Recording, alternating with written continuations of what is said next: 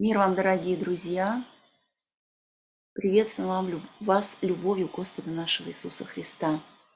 Продолжаем изучать самую драгоценную весть «Праведность по вере Христа», книгу Виланда Роберта «Стук в дверь». Помолимся.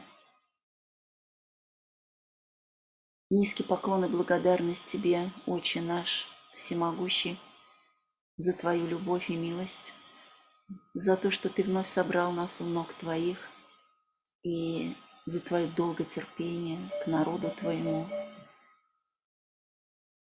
за эту драгоценную весть, которой Ты нас привел. Мы молим и просим Тебя сейчас полностью проводи это служение сам. Служи нам, открывая глубину Твоего слова, глубину Твоего характера, Твою любовь.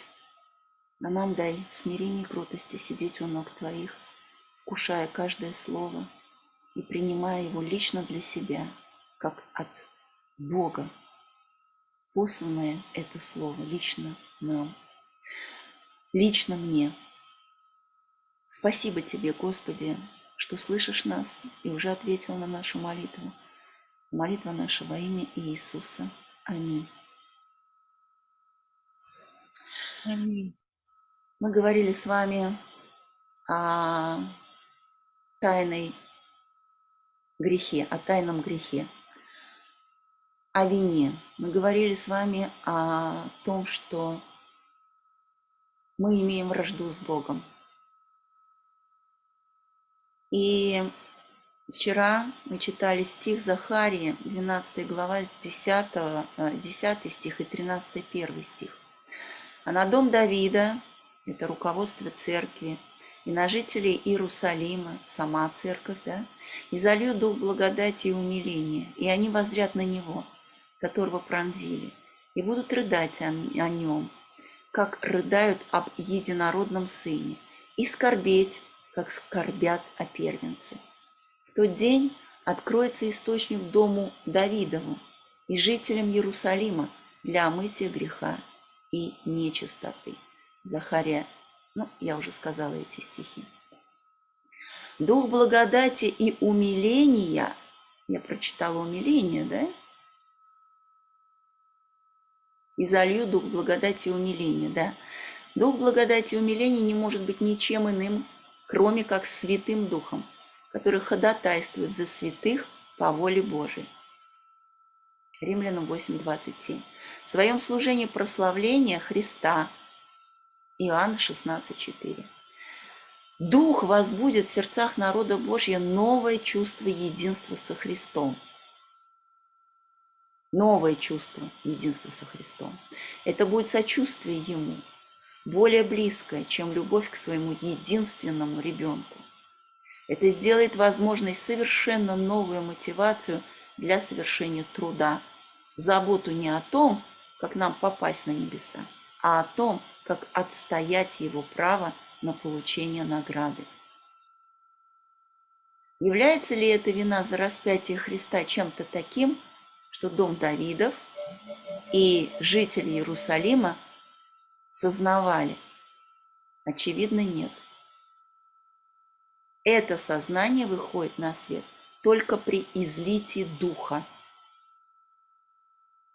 Когда Господь говорит «и возрят на него, которого пронзили», ясно, что знание об этом грехе или об их участии в нем ранее не осознавалось четко.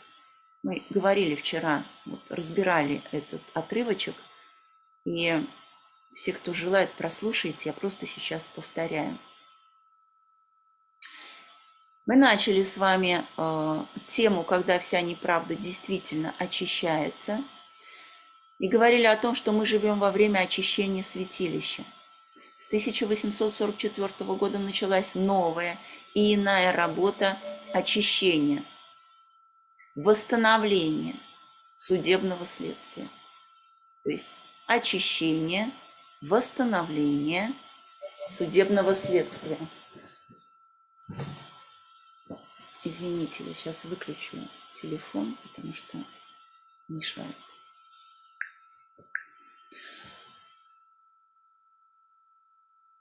Нас заботит не просто приготовление к смерти, нас заботит приготовление к восхищению. Должно совершиться нечто более глубокое, более тщательное, чем то, что совершалось для предшествующих поколений.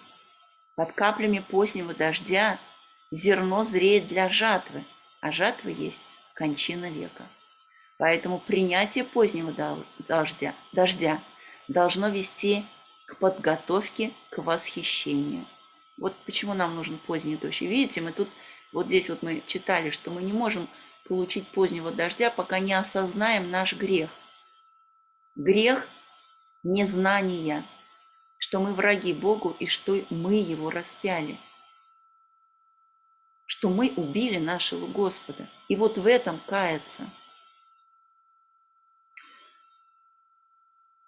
Чтобы понять ладикийское послание правильно, нам, следовательно, надо искать в наших Библиях понимание того, что в прошлые века неосознанный грех был постоянной проблемой для народа Божьего.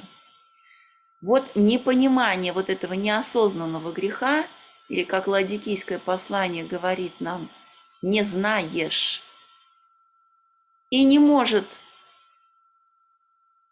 позволить Господу выйти из святого святых. И он ждет, поколение за поколением его народа умирает, идут в гробы, а он все ждет. Вот что он желает, чтобы неосознанный грех стал нами осознан.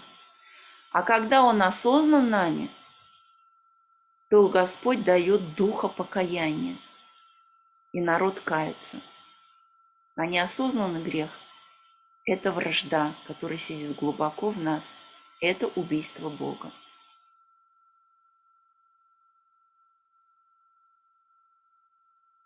Есть ли у кого что добавить?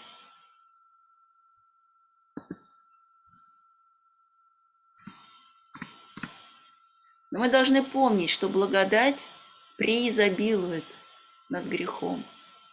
Поэтому, когда Господь вытаскивает из нашего подсознания, из наших внутренностей вот этот наш неосознанный грех, открывает наши глаза, чтобы мы осознали, увидели, то здесь мы должны с вами радоваться, потому что милость Божья и благодать, она превыше этого греха.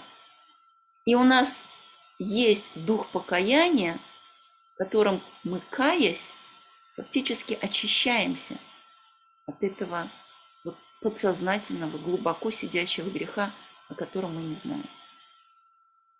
Пусть Господь простит нас и ведет нас, и делает работу. Это Его работа. Это Его работа. А нам надо просто признать. Ну что, мы идем дальше, да? Если у кого-то что-то есть добавить, пожалуйста. С Богом. Первое. Многие библейские тексты не имеют смысла без понимания того, что в них говорится об этом неведомом грехе. Иеремия говорит: «Лукаво сердце человеческое более всего и крайне испорчено. Кто узнает его?» Иеремия 17:9. Представляется, что Павел имел в виду эти слова, когда говорил: «Помышления плотские – суть вражда против Бога». Римлянам 8:7. И эта вражда является теми глубинами, которые человеку трудно узнать. Ум скрывает свои истинные мотивы от нашего сознания. Смотрите, наш плотский ум, наш сатанинский ум, который мы приняли, да, в Адаме, когда он согрешил, скрывает свои истинные мотивы от нашего сознания. Дальше добавлено: «Я, Господь, проникаю в сердце и испытываю внутренности». Иеремия 17:10. Внутренности или утроба – это древняя еврейская фигура речи, которую трудно понять без признания неосознанных побуждений сердца. То есть, ну, если говорить современным языком, да, то в Библии нет вот этого современного термина подсознание. Но там есть термины такие: внутренности, утроба, глубины, да, вот войди в глубины мои. Так вот это как бы и подразумевает туда глубоко, куда мы не можем, мы не знаем, что там, но Бог знает. Бог знает побуждение нашего сердца. Ну, поэтому, когда мы в Библии читаем, что «войди во внутренности, войди в утробу мою», «войди туда глубоко», это как раз-таки говорится о нашем подсознании, что и вот желает Господь. Он знает, что у нас там творится, но Он желает это вытащить наружу и показать нам. Потому что мы все время, так как у нас вражда, мы все время боремся с Богом, мы враждуем с Ним. И когда Он желает открыть нам наш грех, мы все время желаем оправдаться. Ну вот даже в семье, да, даже с родственниками, даже с детьми вашими, да и даже мы сами, когда нам говорят, вот на что-то указывают, как мы противимся этому. Все время хочется оправдаться и свалить вину на кого-то. Но в результате мы сваливаем вину на Бога. И мы об этом с вами читали. Адам свалил на Еву, обвинив в этом Бога: ты что за такую Еву создал? Ева свалила на змея: а ты что, зачем ты, это не я, ты змея зачем создал такое, что он меня соблазнил? То есть в результате по цепочке, если мы идем, то вину мы сваливаем на Бога. Вот она, вражда, как проявляется в нас. Да, Валечка, пожалуйста. Я хотела добавить только, что вот этот плотский ум, он является враждой. То есть его нельзя научить, его нельзя что-то там как-то преобразовать, его нужно просто поменять на Божий ум, на ум Христа. То есть это должно быть убрано от нас совершенно, потому что вот этот плотский ум, он не может, он, как ты уже и говорила, он будет оправдывать грех. И поэтому Бог говорит, что вот вам нужен Дух Святой. Без Духа Святого, который проникает в глубины Божьи, который показывает нам все эти наши глубинные такие, вот, о которых мы можем и не знать. Только Он может нам показать. А плотский ум на это просто не способен. Вот в этом и разница. В этом и разница человека, рожденного свыше, где уже Бог контролирует, ум Христа уже контролирует плоть. А человека, нерожденного свыше, нерожденный свыше никогда своих грехов не признает. А человек, который покорился Духу Святому, если ему Дух Святой показывает, говорит, вот это грех, он не будет говорить, нет, оправдывать, что кто-то виноват. Он скажет, да, Господи, это грех, и спасибо, что ты мне это открыл. Вот в этом и вся сущность вот этого плотского ума. Он не может, он не покоряется. Его надо просто поменять на ум Христов. А это называется рождение свыше. Спасибо. Да, спасибо, Валя. Ты испытуешь сердца и утробы, праведный Боже. Псалом 7:10. Ты устроил внутренности мои. Испытай меня, Боже, и узнай сердце мое. Испытай меня и узнай помышления мои. И зри, не на опасном ли я пути. Псалом 138, 13 и с 23 по 24.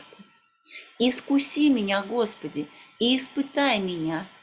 Расплавь внутренности мои и сердце мое. Псалом 26:2. Внутренности или утроба – это метафора, используемая в иврите и в новозаветном греческом, обозначающая почки. Поскольку древние люди были относительно мало знакомы с физиологией, почки символизировали для них неизвестные глубины человеческих чувств и эмоций. Обратите внимание на следующий комментарий из толкового греческого Нового Завета. «Я знаю бездны, и знающие сердца, и исследующие внутренности были древнеегипетскими титулами божеств. Это глубокое знание человека проникает глубже поверхностных проявлений. Божественное знакомство с настоящей тайной жизнью человека образует основу безошибочного и беспристрастного суда». Том 5, страница 361-362. Иеремия, обращаясь к Господу, чтобы тот защитил его истинные побуждения, обращается к Господу, чтобы тот защитил его истинные побуждения. «Господи Саваоф, судья праведный, испытующий сердца и утробы, Тебе верил я, дело мое». Иеремия 11:20. Давайте мы здесь остановимся. В принципе, вот мы, так же, как и Иеремия, должны молиться, обращаться к Господу. Потому что мы все сделаны из одного теста, и как Валя сейчас сказала, мы имеем этот плотский ум, а плотский ум – это всегда вражда против Бога. И эта вражда, плотский ум, будет всегда скрывать свои истинные мотивы, сваливать вину на других, в результате на Бога. Враждует с Богом всегда. Мы враждуем с Богом, такая наша натура, мы родились такими. Так вот, только Бог знает истинные мотивы, истинные побуждения. Он знает, что у нас во внутренностях и в подсознании. И вот здесь, так как мы не знаем, что там у нас, а Он знает, вот это вот обращение, Он говорит: истинные побуждения мои, ты знаешь, ты праведный, ты испытываешь сердца и утробы, ты входишь туда, ты видишь все, я не вижу. Тебе верил я, дело мое. Ты совершай со мной все, что тебе угодно. Мое дело в твоих руках. Вытаскивай, показывай. Здесь очень хорошо объяснено, что значит «я знаю бездны, знающие сердца, исследующие внутренности». Вот внутренности. Это внутренности подсознания, в котором сидит столько греха, столько греха, столько мерзости, о котором даже не знаем. Мы считаем себя хорошими, добрыми, верными христианами, а Бог говорит: а ты не знаешь. Так вот,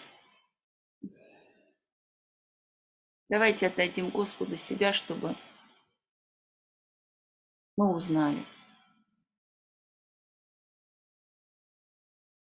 Я хочу подчеркнуть эту молитву.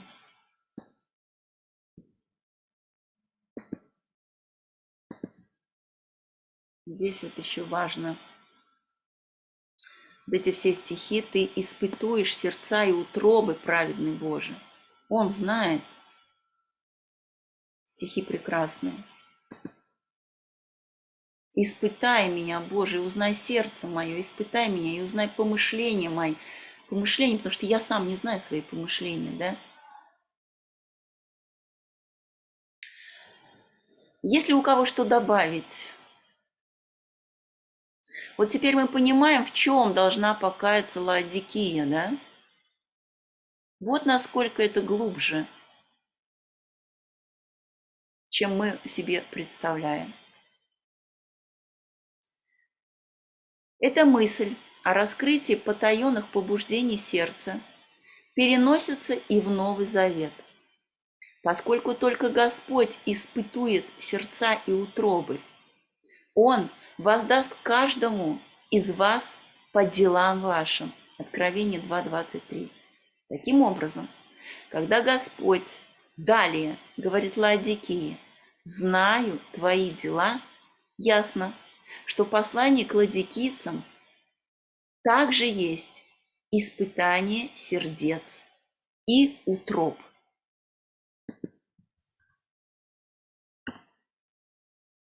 Раскрытие погребенного во мраке, пользуясь словами Елены Уайт, приведенными ранее, мы уже говорили о том, что у Христа не было такой же проблемы неосознанных помышлений, как у нас.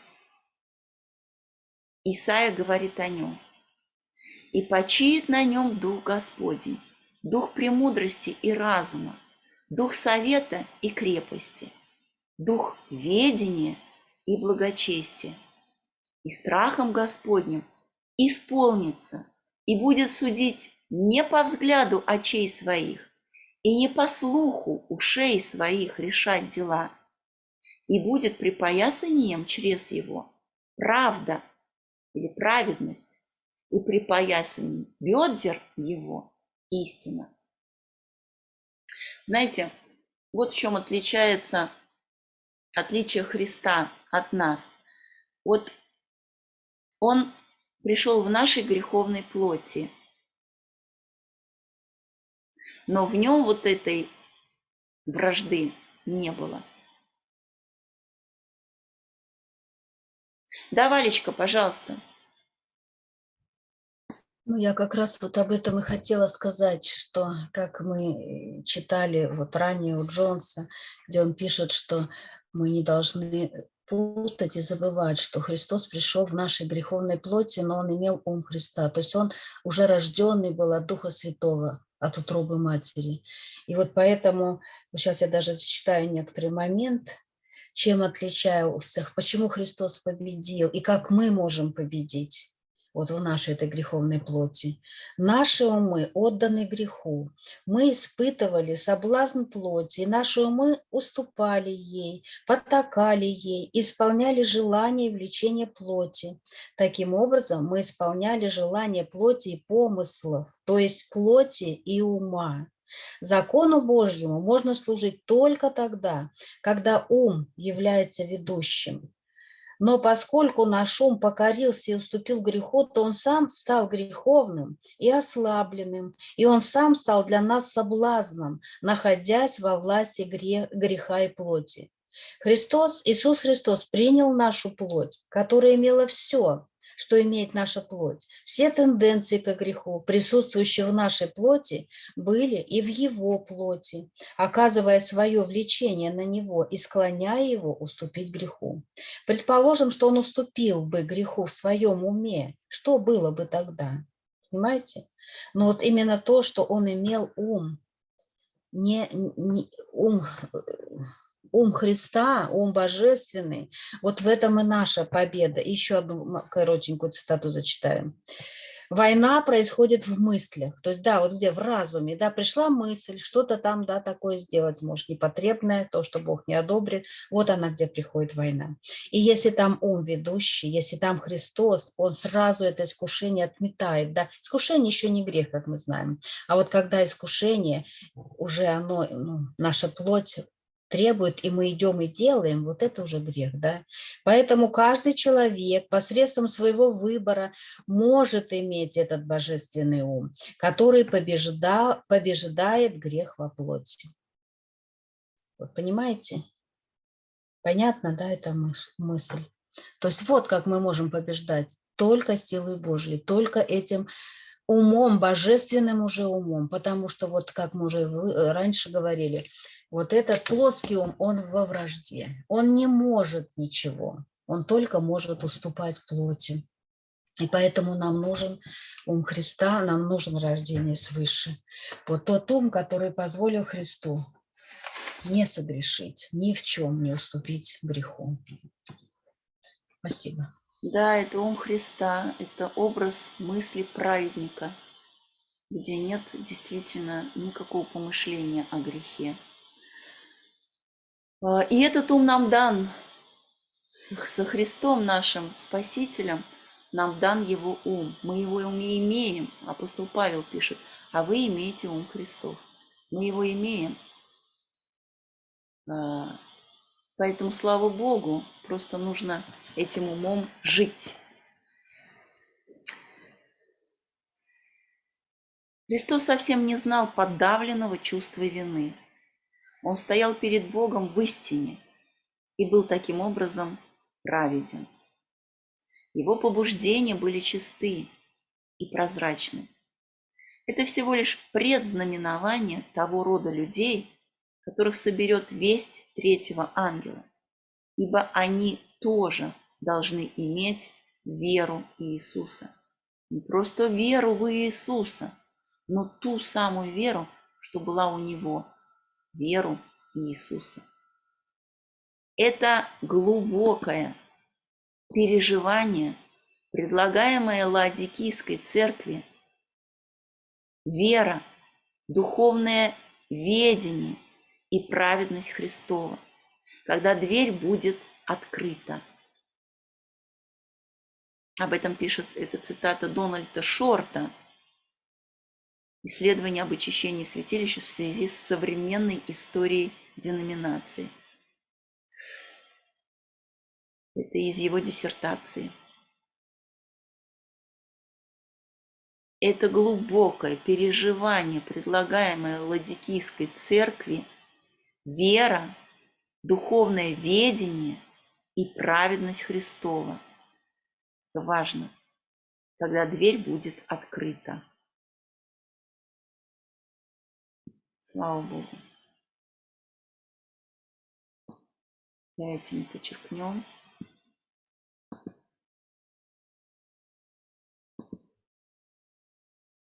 Ну что, мы с вами разобрали, многие библейские тексты не имеют смысла без понимания того, что в них говорится об этом неведомом грехе.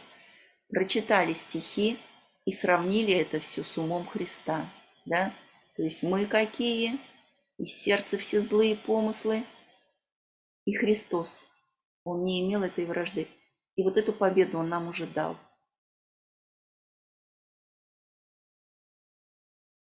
Вот чего Он ждет. Он ждет вот народ, который покается в этом неведомом грехе, осознает и покается. Второе. А у кого есть что добавить к прочитанному?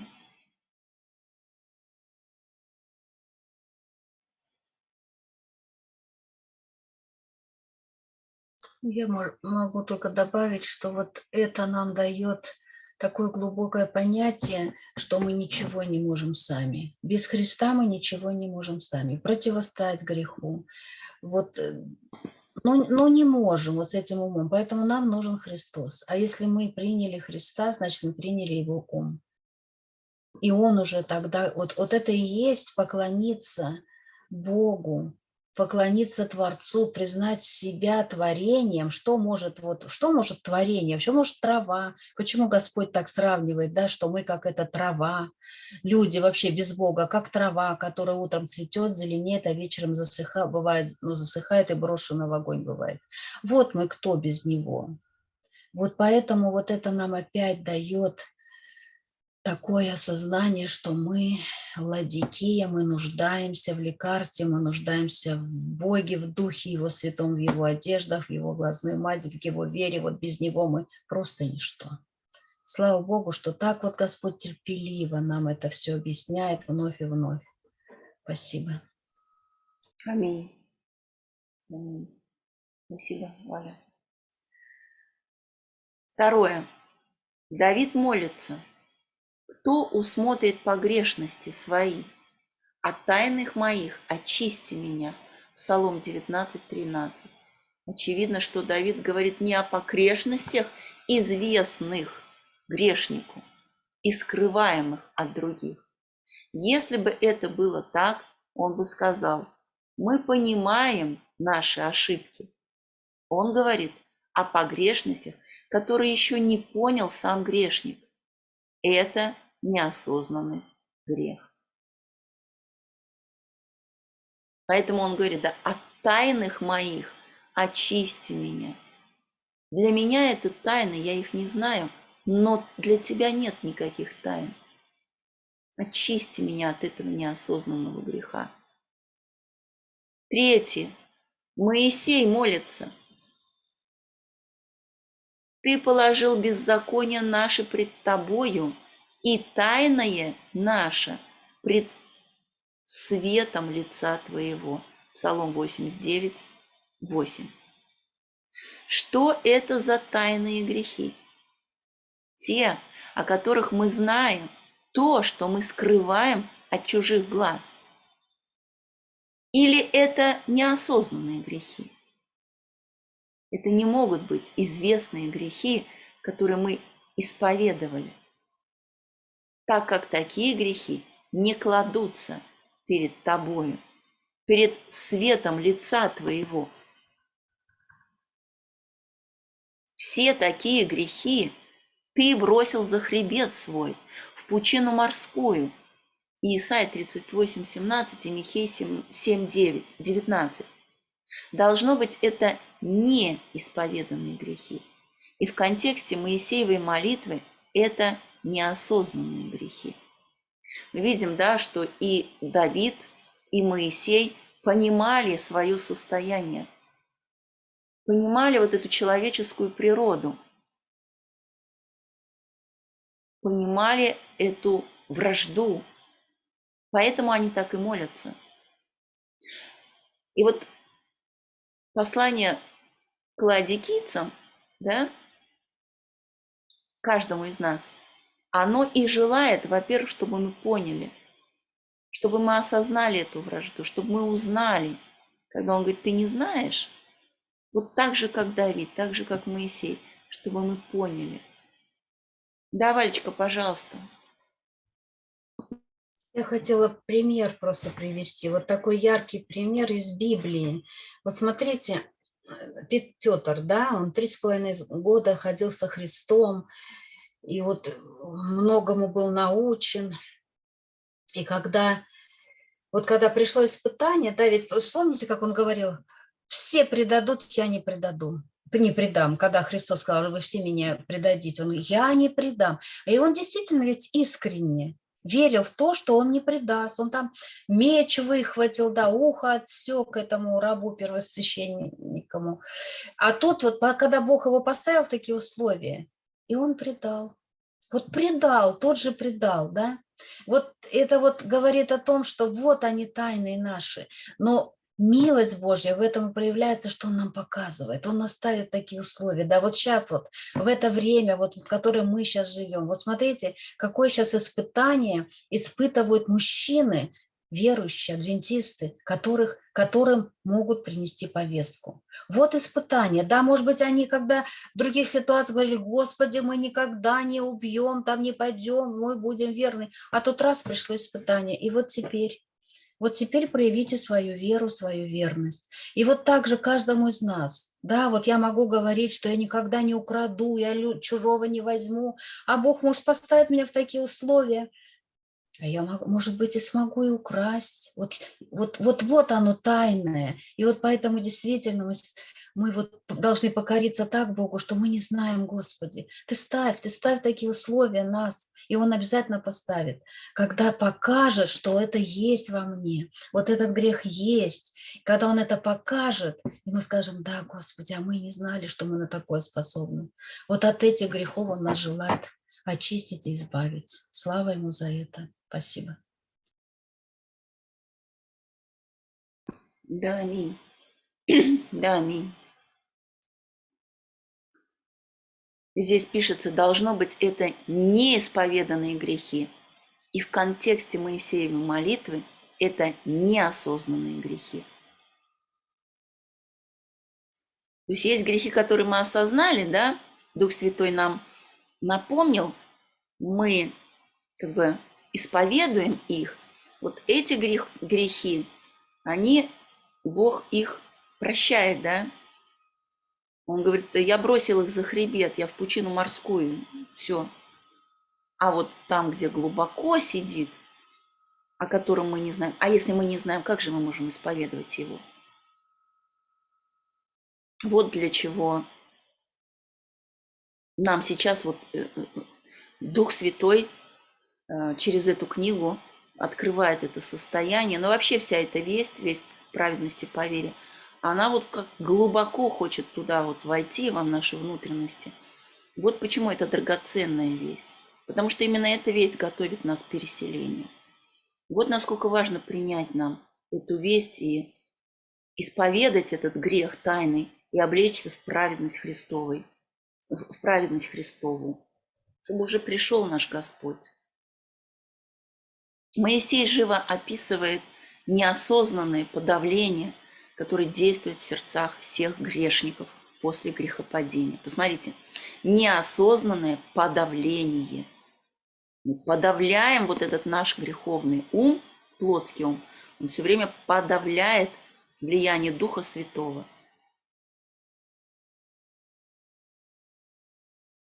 Мы исчезаем от гнева Твоего и от ярости Твоей, мы в смятении. Все дни наши прошлые во гневе Твоем. Мы теряем лета наши, как звук. Дней и лет наших 70 лет. Псалом 89, 7 по 10. Наши годы – это постоянный конфликт с неосознанной силой. Святой Дух постоянно углубляет наше знание о ней. Если мы с радостью принимаем каждое новое и более глубокое открытие нашего неосознанного греха и с готовностью исповедуем его, дело очищения продвигается. Но этот труд для огромного тела церкви долгие годы наталкивается на сопротивление и откладывается. Вестью верного свидетеля по-прежнему остается «ты не знаешь». Эллен Уайт поднимала нашу человеческую проблему, Елена Уайт понимала нашу человеческую проблему неосознанных побуждений. В 1906 году она написала статью на эту тему для Review. Она признала, что эта тема проходит через всю Библию. Она видела, как Павел из Тарса совершенно искренне не знал собственного сердца, о котором он сказал, что оно было ему неизвестно. Обратите внимание на то, как в основном содержании статьи она признает, что это самая большая проблема, стоящая перед человеком. И только служение Христа во святилище дает ее решение. Вот в какое время мы живем. Вот какое наше есть поколение. Это поколение служения Христа во святом святилище. И только это служение может открыть нашу проблему. И только это служение Христа, если мы покоримся Ему, сможет очистить нас, вот это наше поколение, открыть нам этот тайный грех, очистить от него, запечатлеть, потому что когда нет этого тайного греха, то там уже Христос полностью на 100%. А когда Христос на полностью и Его праведность в нас, то вот тогда только запечатление идет. Не я, но Христос там уже. Но пока есть тайный грех, мы боремся, мы воюем против Бога. Посмотрите, как написано, наши годы – это постоянный конфликт с неосознанной виной. Смотрите, вот наше состояние. Вот так человек живет всю свою жизнь.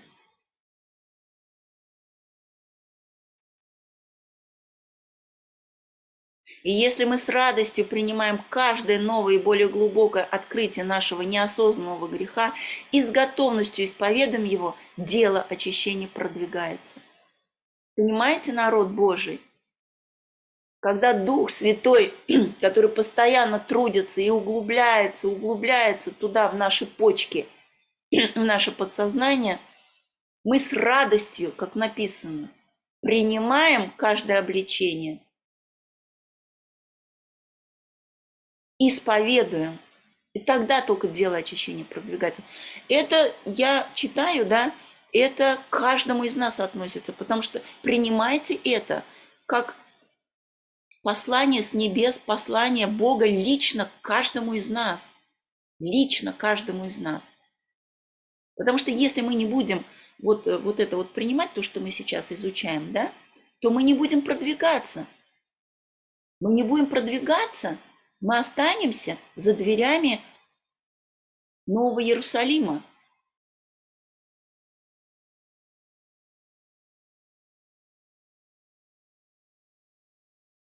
И вот мы здесь и читаем, этот труд долгие годы наталкивался на сопротивление и откладывается. А ну мы знаем, что у Бога будет остаток, у Бога будет 144 тысячи, которые будут живыми встречать, которые пройдут время скорби, потому что поддались, потому что продвинулись, потому что позволили очиститься, потому что были запечатлены и прошли великую скорбь и были перенесены живыми на небо. А у него все равно у Бога будет этот народ. Вопрос, а будем ли мы там? Но это вопрос каждому из нас.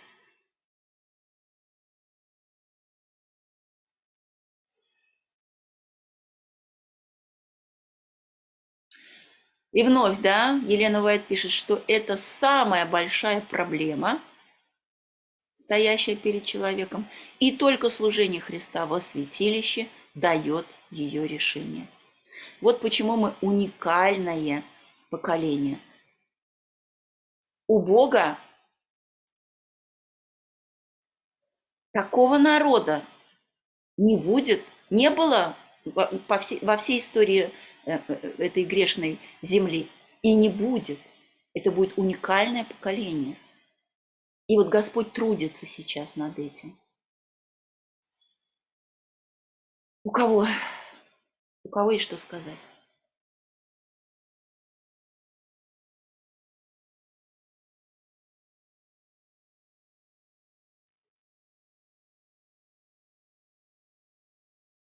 Настолько все важно здесь, прям, я не знаю, все хочется выделить и все хочется подчеркнуть. Все важно глубоко. Братья мои, извините, братья мои, день и ночь, и особенно в ночное время, передо мной встает этот вопрос. Текел, ты взвешен на весах и найден очень легким.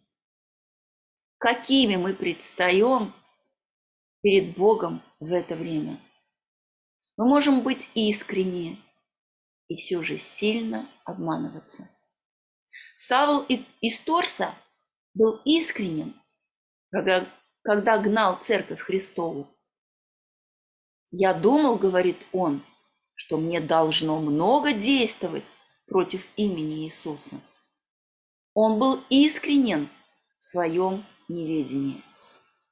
Мы знаем, что нет ни одного человека, как бы он ни стремился делать добро, кто мог бы сказать, у меня нет греха.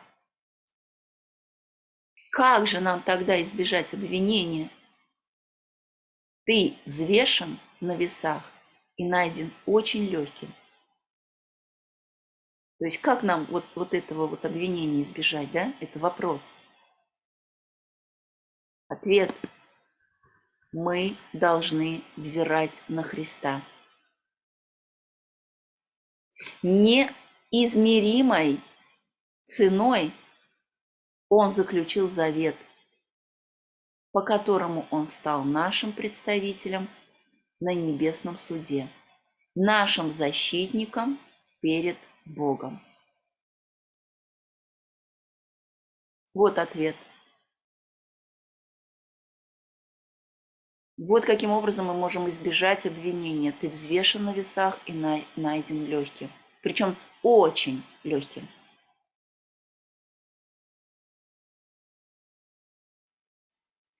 Он наш представитель на небесном суде, наш защитник перед Богом.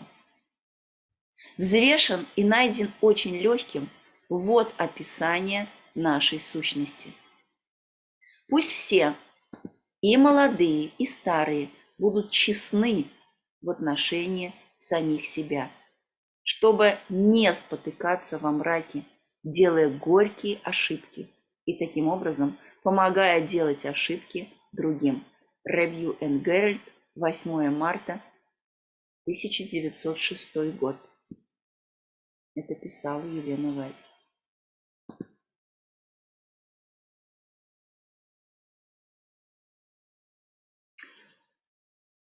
Первая часть этой статьи практически представляет собой трагический разбор Библии по вопросу о бессознательном в душе человека.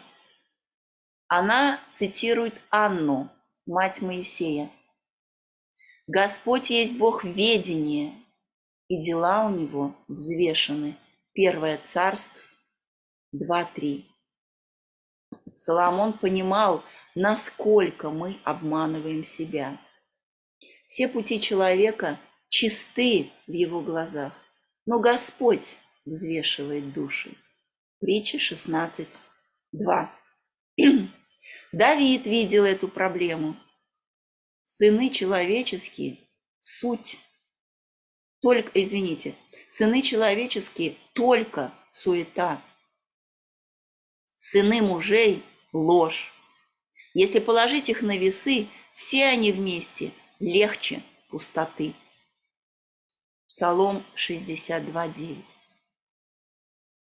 Затем Эллен Уайт добавляет: в вечных интересах каждого исследовать свое сердце и улучшить все данные Богом способности. Давайте не будем забывать, что нет ни одного побуждения в сердце человека, который Господь не видел бы ясно. Нам нужна связь с божественной силой, чтобы получить больше света и понимания того, как прийти в нашем рассуждении от причины к следствию. Нам нужна способность разумения, которая взращивается посредством того, что мы причастны божественному естеству, удалившись от господствующего в мире растления похотью. Нет никакого замысла, даже самого сложного, или побуждения, как бы тщательно оно не было скрыто, которое он не понимал бы ясно. Там же. Вот такая замечательная цитата. Смотрите, и вот она пишет: нам нужна способность разумения, которая взвешивается посредством того, что мы причастны к божественному естеству. То есть уразуметь мы можем нашу проблему, да, вот этот наш неосознанный грех, нашу вражду, только пониманием того, что мы причастны божественному естеству, верой в это, пониманием тому, что Бог трудится в нас Духом Святым. И вот здесь мы читаем, да, что мы причастны божественному естеству, удалившись от господствующего в мире растления похотью. И нет никакого замысла, даже самого сложного или побуждения, как бы тщательно оно ни было скрыто, которого он не понимал бы ясно. То есть, как бы мы ни скрывали наши мысли, он их читает. Я не знаю, что мы изучали, по-моему, Джонса, и вот он там ясно говорит, он как прожектором просвечивает нас насквозь. Он светом настолько освещает наши мысли, наше подсознание, наши глубины. Он знает каждую нашу мотивацию, каждую нашу мысль. Она еще не успела в нас пробежать, как он уже ее знает. И поэтому мы всегда ходим под Богом вот под таким, мы открытые, мы голые пред Богом. Он видит нас насквозь. И пред Ним, нет смысла абсолютно что-то скрывать. Пред Ним, наоборот, мы должны просить Его: Господи, я не знаю, Ты знаешь, что у меня во внутренностях там творится. Покажи мне, чтобы я узнала. Вот сейчас какое наше должно быть состояние. Ни одна мысль наша не пробегает мимо Него. Он знает все и знает наперед. Да, пожалуйста, Валечка.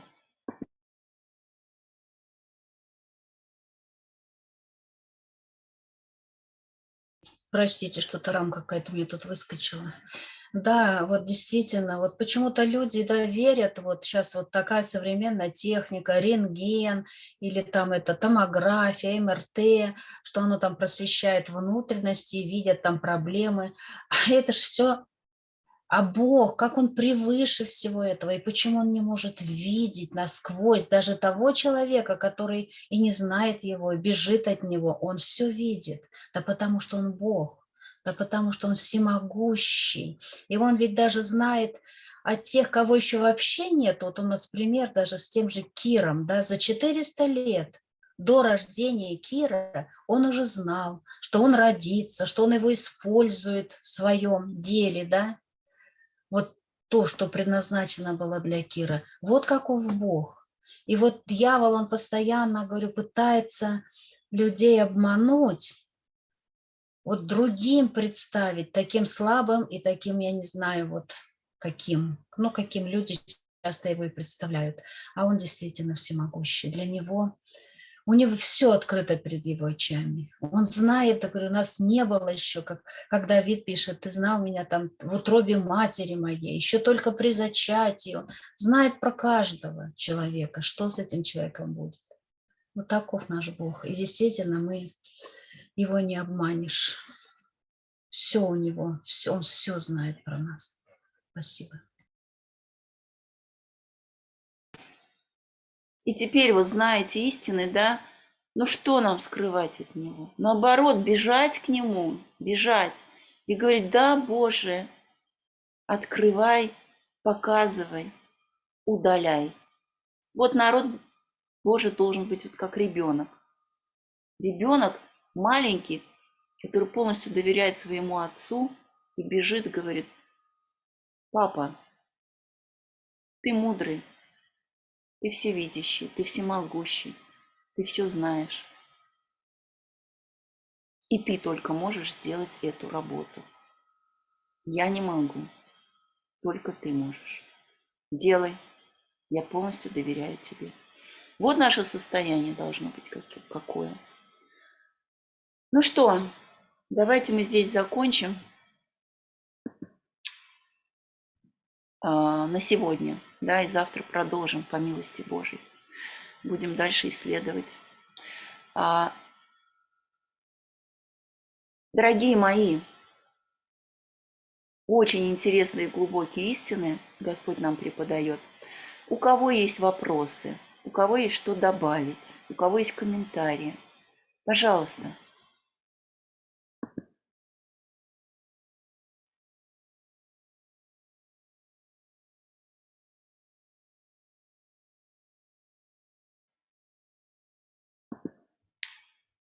Все понятно? Тогда мы помолимся. Кто желает помолиться, поблагодарить Господа? Пожалуйста. Можно, да? Дорогой любящий Отец Небесный, мы безмерно Тебе благодарны за такие драгоценные уроки, что Ты нам открываешь, Ты открываешься нам, каков Ты, Господи, Ты всемогущий, Ты всевидящий, всезнающий, Ты проникающий в глубины нашего сознания, нашей сущности. Мы так благодарны, что Ты нам открываешь и нам, какие мы в глазах Твоих. Мы менее ничтожества и пустоты, менее. Мы все взвешены на весах Твоего правосудия. И мы вот таковы являемся, слабыми, немощными, пустыми, ничтожными. Но Твоя милость и проявилась в том, что Ты нас возлюбил вот такими. Ты знаешь, почему мы такие. Ты знаешь, что мы рождаемся уже даже не по нашей воле, мы рождаемся уже такими, в этой греховной плоти, с греховным умом. И ты даешь каждому человеку возможность познать тебя, принять Сына Твоего верою, который искупил, который взял все грехи, все немощи, победил грех во плоти, быв такой же плоти, как и мы. И Твоею силою, умом Твоим, божественным, Он победил грех во плоти. Господи, дай нам это помнить всегда, покориться этой истине, покориться Тебе, всегда помнить, что мы ничего не можем, перестать пытаться помогать Тебе, бежать впереди Тебя и забывая о том, что мы не можем ничего, мы немощь, мы пустота. Господи, дай нам всегда это помнить. Дай каждой душе это осознать и покориться Твоим любящим, всемогущим, любящим рукам. А Ты сказал, Ты обещал, Слово Твое говорит, что Ты нас никогда не оставишь. Ты нас купил ценою драгоценной крови Сына Твоего Иисуса Христа, нашего Господа. Ты нас купил такими, какие мы есть, чтобы сделать нас такими, какими Ты желаешь нас видеть, чтобы восстановить в нас Твой образ, по образу Твоего мы были созданы. Это Твой замысел был, чтобы мы все были Твоим отражением. Но грех исказил Твой образ, Господи, в разуме, в сердцах людей. Исказил до такого состояния, что люди просто опустились, некоторые уже ниже некуда, даже ниже Твоего творения. Уже такие вещи творят, которые животные никогда не делают такого. Настолько лукавый обманул умы людей, ожесточил сердца. И поэтому ты сейчас пытайся достучаться до каждого сердца. Ты пытайся, чтобы люди поклонились Тебе, Творцу, Твоей силе и признали себя таковыми грешными, слабыми и никчемными. Господи, дай нам это всегда помнить. Используй каждого из нас, чтобы мы могли эту истину передавать другим. Те, которые еще этого не видят и не знают, те, которые на гибельном пути. Господи, пусть все будет во славу Тебе, пусть все будет по воле Твоей. Во имя Христа просим Тебя и за все благодарим. Аминь.